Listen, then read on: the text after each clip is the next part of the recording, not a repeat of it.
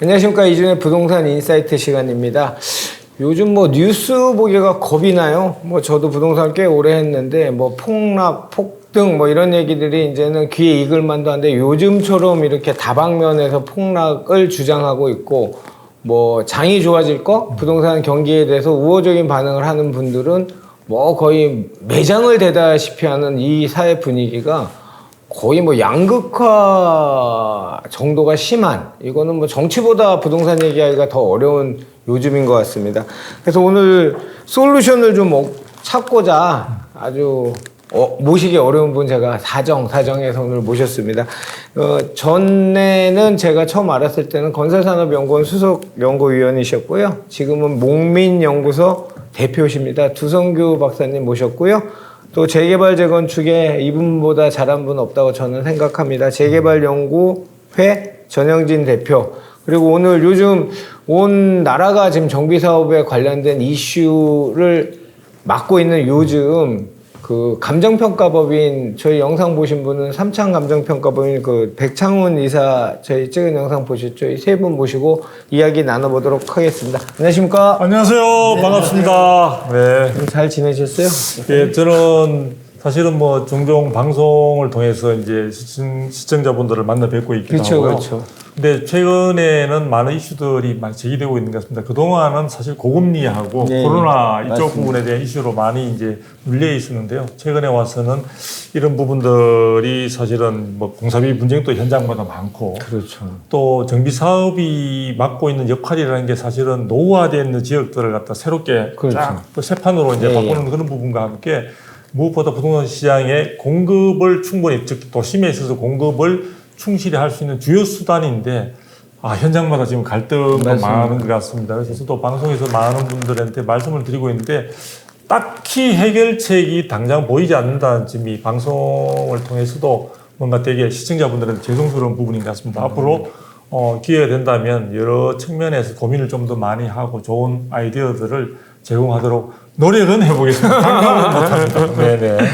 전영진 대표님은 요즘 문의 많이 들어오죠? 요즘에 갑자기 뭐 이게 저를 찾을 때는 재개발 재건축이 좀 호황기라고 보여지는데 제가 보기에는 호황기 같지는 않고 그냥 지정만 호황인 것 같아요. 지정만. 그래서 이게 지정만 됐다가 과연 이게 몇 군데가 현실화될까 이건 좀 잘 모르겠는데 요즘에 뭐 정치적인 이슈, 뭐 오늘 할 얘기 드리겠지만요. 정치적인 이슈도 너무 많고, 그래서 모아타운 역세권 활성화, 역세권 장기 전세, 또 신통 기획 뭐 너무 많아서 이런 것들이 과연 좀 저는 이제 이쪽 현장에서만 있었기 때문에 정책적 방향은 잘 모르지만 이게 과연 진짜 이게 현실성 있는 얘기들인가 좀 저도 좀 궁금하기도 하고요. 저 백 이사님은 요즘 일기 신도시가 제일 이슈인데 일기 신도시 갔다 온 얘기 좀 해주세요. 갑자기 일기 신도시 이야기가 나오니까 훅 들어가는 거예요. 이렇게. 저도 조금 답답한 마음이 좀 있는데요. 지금 일기 신도시 살죠? 네, 일기 신도시에 지금 거주하고 있습니다. 자, 일기 신도시는 요즘에 뭐 기사가 연일 막 쏟아지고 있어요. 발표 그리고 나온다면서요? 네, 곧 선도지구 선정 기준에 대한 정확한 발표를 하겠다라고 기사화가 되어 있는 상태이고요. 일기 신도시 특별법과 관련해서는 제가 기사를 하나 가져왔는데요. 이게 기사는 조금 시간이 지났는데 이 내용이 가장 필요한 내용들을 잘 정리해 놓은 것 같아요. 하우징 헤럴드 기사인데요. 선도지구 지정 기준은 5월 공개하도록 되어 있고요. 노계획도시 특별법의 적용을 받으려면 단일 택지 면적이 100만 제곱미터 이상이거나 연접해서 100만 제곱미터 이상이 되어야 되는 조건들이 있습니다. 특별정비구역으로 지정받으려면 조건이 이게 가장 사실 핵심이에요. 25m 이상의 도로로 구획되어 있어야지만 한다는 것이고 25m 도로로 포함된 모든 단지들이 한꺼번에 통합 진행을 해야 됩니다. 아파트 단지가 두 면이 25m에 접했다든지 세 면이 25m에 접했다면 개발 단독 특별정비구역으로 들어갈 수가 없습니다. 사면이 다. 그렇습니다. 그럼 옆에 있는 아파트 단지와 협의를 해서 함께 특별정비구역 지정을 받아야 합니다. 그래서 뭐 특별정비구역의 지정 요건에 대해서는 뭐 주거단지 정비형, 중심지구 정비형 등등이 있는데 대다수 주거단지 정비형으로 들어가게 될 것이고요. 그 선정 기준에는 지금은 주민 참여도, 노후도 및 주민 불편, 도시 기능 향상, 확산 가능성이라는 4가지 조건들을 두고 있는데요. 나머지 부분들은 사실은 이제 토지 등 소유자가 어떻게 할 수 있는 방법들이 없기 때문에 예, 주민 참여도만 지금 토지 등 소유자 입장에서 할 수 있는 거예요. 그거는 밖에 지금 되게 얼마나 좋아요. 다 500% 준다 그래지 뭐 이렇게 한다 그러니 될 건지 말 건지 결정을 안 한 상태에서는 참여도는 높지 않을까? 이런 내용을 다 디테일하게 얘기를 안 한 상태에서 그 추진할 수 있는 어떤 세력이 있어야 되는데 그쵸. 사실은 지금은 굉장히 초기 단계이고 사실은 구역 그 정비 기본 계획도 수립이 안 된 상태입니다. 성남시도. 네, 올해 말에 이제 수립이 될 계획이기 때문에 사실 뭐 일기 신도시가 30년이 이제 되면서 다들 관심이 많아지고 재개발이나 재건축에 대한 이슈들이 많긴 하지만 그만큼 거주하시는 분들도 나이가 드신 분들이 많아졌어요. 네, 그래서 그분들은 굉장히 또 오랫동안 거주하신 분들이라 크게 관심 없는 분들도 많이 있으시고 그렇다 보니까 저도 뭐 그런 분당의 일기 신도시에 살고 있지만 동의율이 그렇게 눈에 띄게 높아지지 않는 부분들도 좀 있습니다. 저도 여기서 조금 하나 이제 말씀드리고 싶은 거는 지금 일기 신도시의 그 새롭게 그 재건축과 관련해서 가장 먼저 아마 선도지역 지정부터 시작해서 주도적으로 추진될 지역으로는 뭐 분당 지역이 가장 손꼽히고 있는 상황들이죠. 또 현재 상태에서 부동산 시장에서의 어떤 평가나 이런 부분도 제일 높기 때문에 제가 굉장히 높게 보고 있는데 문제는 지금 분당이나 이런 쪽에서 그걸 하더라도 실제 이제 그 부분이 추진되는 과정에서 여러 가지 이제 주변의 그 기반 시설이나 이런 부분들을 보충하는 그런 부분들이 쉽지 않은 문제로 되어 있습니다. 그러니까 어차피 그렇게 해서 추진되게 되고 훨씬 높은 용적률과 이런 식으로 하게 청소나 이런 부분들이 완화가 되는 데 따라서 당연히 교통량도 증가할 수 있는 여지가 있고요. 당연하죠. 관련되는 여러 가지 기반 시설이 확충되어야 되는 측면들이 있는데 기존에 있는 어떤 그 기반 시설이나 이런 부분으로서는 충분히 아마 이것을 갖다가 보완하기가 쉽지 않은 부분들이 있고요. 그 다음에 예전에는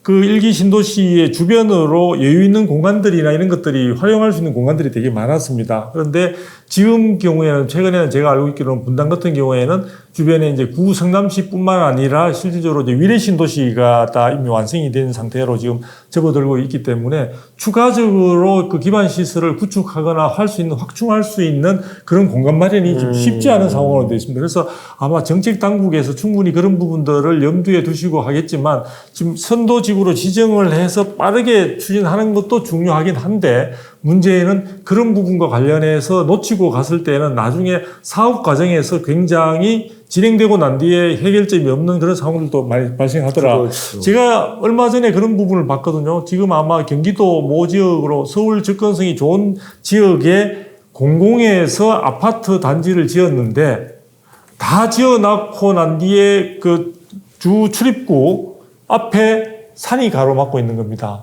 근데 물론 그 전에 사업을 추진할 최초의 단계에서는 그 부분과 관련해서 도로를 개설하는 여러 가지 부분들의 계획이 다 잡혀 있었는데 그 부분들이 제대로 진행되지 않는 가운데 지자체는 지자체대로 책임을 미루다가 아파트는 다 완공이 되어버렸고 앞에서 지금 출입구가 될 수 있는 그런 공간이 없다 보니까 실제 그 아파트가 다 지어졌음에도 불구하고 아무도 입주를 하지 못하는 황당한 그리고 우리의 세금이 들어갔던 그런 부분도 있거든요. 그래서 제가 볼 때 일기 신도시에 지금 추진하는 과정들을 보게 되면 정책 당국이나 정치권에서 과잉 관심과 애정을 갖고 접근하는 것 같은데 중요한 것은 그곳에 살고 계시는 분들이 원하는 대로 가능한 한 공익에 부합하면서도 그분들이 진정한 어떤 원하는 부분과 같이 접목해서 하는 것이 대단히 중요할 것 같다는 생각이 듭니다. 주택시장은 우리나라 의료나 지금 의료도 그렇고 저는 그렇게 생각해요. 보편적 복지라는 측면에서는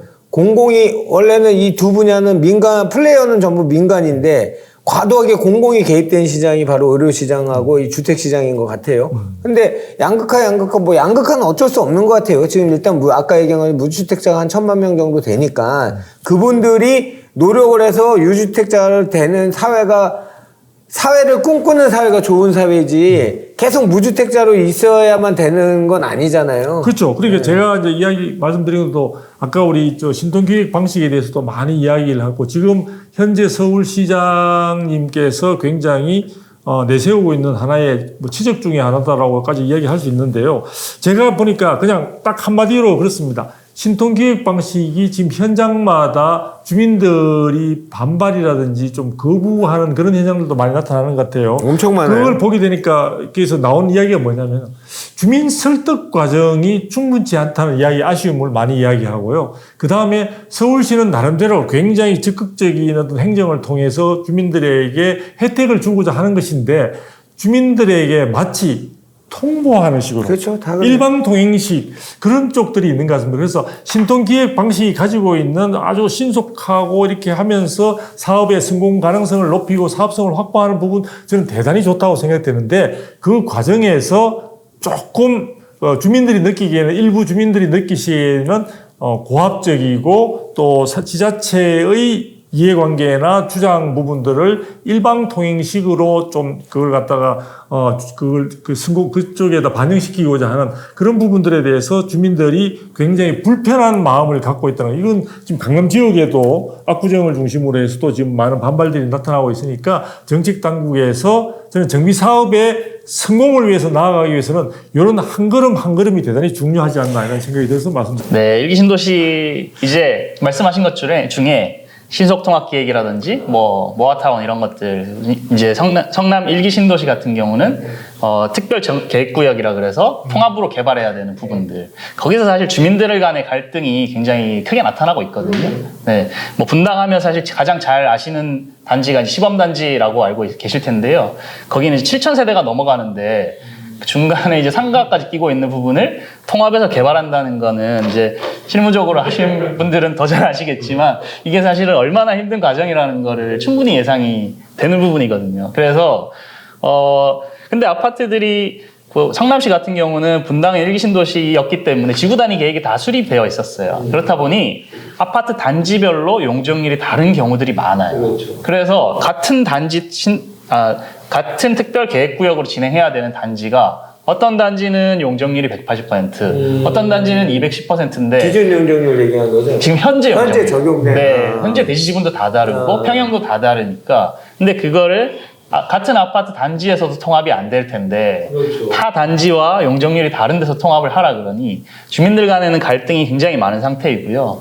또 아까 말씀하셨던 것 중에 지금 뭐 기사화 계속 되고 있는 건데 선도지구로 지정받게 되면 안전진단 면제나 이런 내용들도 있지만 사실은 가장 중요한 건 허용 용적률을 국토계획법에서 정한 거에 150%까지 할 수 있도록 해주겠다라는 이런 자극적인 기사 때문에 성남 분당에 계시는 분들은 전부 다 3종에서는 450% 용적률로 짓겠다라는 것을 전제로 보고 있습니다. 그래서 일례로 본다면 얼마 전에 이제 부천 같은 경우 중동 신도시가 있는데 거기도 일기 신도시이기 때문에 적용을 받고 있어요. 거기가 지금은 중동 같은 경우가 지금 현재 용적률이 평균 한 226% 정도 되다 보니까 굉장히 높은 편입니다. 그래서 부천에서 주민 설명회를 할 때 기준 용적률을 345% 정도 그러니까 어디서 주관이? 부천시에서 했습니다. 부천시에서. 네, 345% 정도까지 평균요? 네, 평균. 기준 용적률을 그렇게 제시를 하였고요. 그래서 현재 용적률에서 기준 용적률까지 증가되는 부분에 대해서는 공공기여를 10%에서 40% 범위 내에서 지자체가 정하는 대로 받겠다.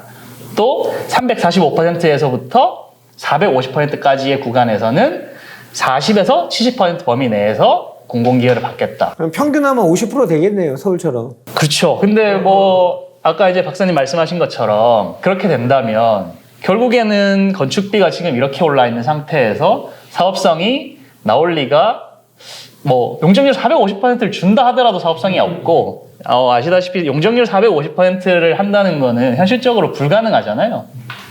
신도시 자체가 용적률이 350% 평균만 가더라도 사람이 살 수가 없는 거. 시청에서 얘기했는데 왜 불가능해요? 저는 제가 분당에 살고 있지만 지금도 분당 평균 용적률 분당이 184% 정도 되거든요. 예, 그래서 지금 분당이 350%를 간다 그러면 과연 그 기반시설 용량과 분당의 위상사 지도를 한번 보시면 도로를 더 확충할 수 있는 공간이 없단 말이죠. 그 인원이 들어가서 상하수도 다 지하철 타고 다니면 되지 뭐. 지하철에서 먼 아파트는 되게 많죠. 아니, 여기서 제가 팁을 또 하나 말씀을 드리면요. 많은 분들은 지금 용적률 이야기 나오고 청수 제한 부분들이 이제 거의 풀리는 부분의 분위기가 되다 보니까 지금 여의도에서도 뭐 아마도 70층 그 고층 아파트 건설이 지금 추진되고 있는 상황들이고요. 그런 부분들은 아마 일기 신도시에서도 상당 부분 뭐 50층을 흔하게 볼 수 있는 아까 말한 그대로 450%까지 간다면은 이제 그런 부분까지 나타날 수 있는데요. 하나 아셔야 되는 부분은 지금 공사비와 관련해서 갈등이 되게 많죠. 네, 예. 그런데 공사하는 과정에요. 이게 50층에 근접하게 되고 그 이상이 넘게 되면 공사비가 초고층이죠. 그 저층보다 초고층인 경우로 우리가 분류를 하고 있고 분류를 하죠. 공사비는 50% 이상 추가적으로 더 들게 됩니다. 왜냐하면 그러네. 안전 문제와 여러 가지 추가적으로 그런 부분들을 잡아가는 과정에서 굉장히 그래서 어떤 분들은 아파트를 50층 이상으로 짓는 것은 대단히 어리석은 짓이다. 일단 사무실 빌딩이 아니고 네. 주거 공간으로 짓기 위해서는 지나치게 많은 추가적인 공사비를 투입해야 되는데 그렇죠. 그게 우리가 경제적인 효능이나 효율 부분에서 과연 적합한 것이냐. 그런데 지금 최근에 대한민국의 현실에서는 50층, 60층, 70층까지 이 주거 공간의 이야기를 너무나 손쉽게 하는 것 같아서 제가 볼 때 현재도 직면하고 있는 공사비와 관련된 갈등은 앞으로 이 부분이 더 증폭될 수도 있는 상황들이기 때문에 청수와 관련해서는 보다 신중한 필요가 있어서 제가 말씀을 드렸습니다. 배 기사님은 또 분당 살고 이러니까 관심이 더 많겠네요, 요즘요. 그거 선도지구 얘기 나오면. 네, 요즘에 뭐 분당 차를 타고 집에 들어가는 길에 모든 아파트마다 현수막이 다 붙어 있거든요. 진짜요? 네, 그래서 선도지구 지정과 관련해서 굉장히 이렇게 다들 관심이 많으세요. 분당 같은 경우 기준으로 제가 여기 오기 전에 한번 검색을 해봤는데 한 18개 단지가 선도지구 지정을 받기 위해서 지금 그 준비를 하고 있거든요. 그러면 거꾸로 그게 지정이 되고 용적률 많이 준다고 하고 매도 타이밍 아닌가요? 그 타이밍을 굉장히 예의주시하고 있는 분들도 많은 걸로 알고 있습니다. 그래야죠. 네. 지금 이제 선도지구 지정되면 앞으로 20년은 더 걸릴 텐데. 아닙니다. 선도지구는 지정되면 7년 안에 뭐 2주 지금 이렇게 이제 감사합니다. 나오고 있는 거고요. 감사합니다. 한 15년. 예, 사실은 뭐 굉장히 오래 걸리겠죠. 그리고 분당이나 일산 기준으로 선도지구를 한 3-4개 정도 지정하겠다라는 이제 언론의 이야기들이 좀 나오고 있어요. 아니, 현실적 딱 떠오르는 게 그 이주하는 거로 인해서 주변의 부동산 가격을 자극하는 문제, 그 다음에 정비 기반 시설 문제. 지금 안 그래도 분당이나 용인 쪽에서 용서광고속도로는 차가 그렇게 많이 막히는데, 그잖아요. 그게 수요 조사가 된 걸까요, 과연? 그래서 사실 이게 선도지구로 인해서 용적률을 무조건 뭐 높이 주고 하는 것들이 사실은 이제 과연 이게 현실성이 있는 공약인 건지 제도인 건지에 대한 조금 걱정이 좀 되고 있는 상태고요. 또 아까 말씀드린 것처럼 특별정비구역은 25m 도로로 구획되어 있는 단체 여러 개의 단지들이 함께 진행을 할 수밖에 없는 그런 이제 구조이다 보니까 그런 부분들에서 제도적으로 개별 단지들도 자체적으로 정비 사업을 진행할 수 있도록 어떤 길을 좀 열어주는 것도 필요할 것 같습니다. 저는 그렇게 생각해요. 분당 진짜 좋잖아요. 분당의 태동 자체가 강남 대체 수요지였잖아요. 그런 거 할 만큼 퀄리티가 있었단 말이죠. 그러니까 재력이나 사회적 포지션이나 있는 분들이 주로 내려갔단 말이죠. 이제 입주 당시에. 그러면 그분들은 돈이 없는 분들이 아니고, 예를 들면, 그러면 자체적으로 이 무식하게 한 번에 뭐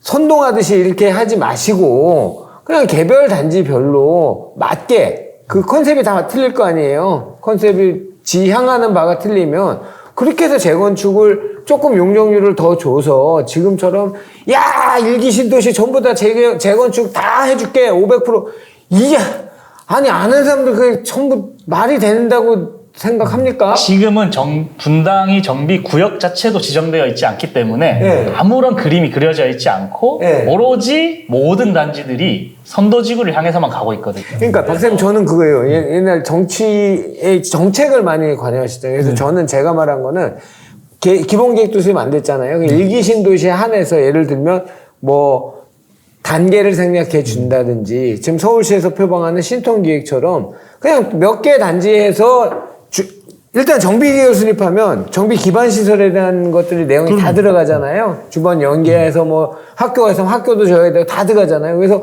이렇게 하는 게 맞지 않나 싶은데 이거 꼭 이렇게 그렇죠. 예. 그 부분과 관련해서는 사실은 이제 이 일기 신도시의 재건축과 관련된 부분이 공교롭게도 이제 얼마 전에 여러 가지 마무리된 어떤 여러 가지 정치 선거 등과 맞물리면서 누가 처음 냈죠 그거? 그 부분 관련해서 좀 여야 어느 쪽에서 나온지는 모르겠습니다만 다들 그 누가 과정에 말씀했지? 이제 당시 또 원희룡 장관께서 그 맞아요, 부분과 맞아요. 관련해서 사실은 연구 검토를 의뢰를 했다라고 말씀을 하셨는데요. 저는 참 놀랐던 게 일기 신도시라는 이 부분은 우리나라의 국내 상징성뿐만 아니라 그 규모나 이런 부분에서 200만 호 공급의 어떤 가장 1번지였지 않습니까? 그렇기 때문에 그 부분은 대단히 그때 일기 신도시를 처음 건설할 때의 상황과 지금 상황이 너무나 다르기 때문에 사실은 굉장히 오랫동안 이 부분들에 대한 그 고민과 이런 것들이 녹아 들어가야 됨에도 불구하고 당시 아마 연구 용역을 수행하는 과정에서 그게 1년도 채 걸리지 않는다고 그 당시 장관께서 말씀을 하셨던 것 같아요. 그래서 어떻게 보면 졸속으로 될 수 있는 부분들이나 이런 부분들이 있는데요. 사실은 일기 신도시가 탄생되었을 때의 비화를 보게 되면요. 그때 당시에 이제 노태우 정권 시절이었고 그때 노태우 대통령께서 추진을 하는 과정에서 정말 말 그대로 한번 상공을 쭉 보시고 이거 추진시켜라고 하니까 기본 계획 자체가 3개월 만에 나왔고요. 바로 그 다음부터는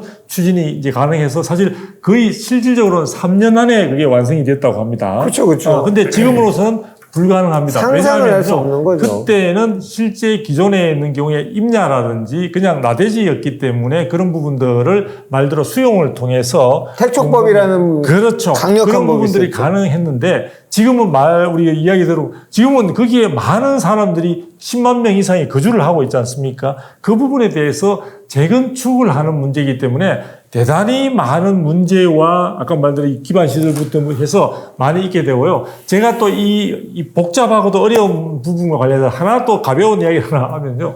저는 참 걱정이 됩니다. 자, 선도지구로 지정이 되든 어쨌든 간에 일기 신도시 특히 분당 같은 경우에 재건축을 한다고 했을 때요. 아까 용적률을 한 450% 준다고 가정을 한다면은 과연 주차장 문제는 과연 어떻게 할 것인가?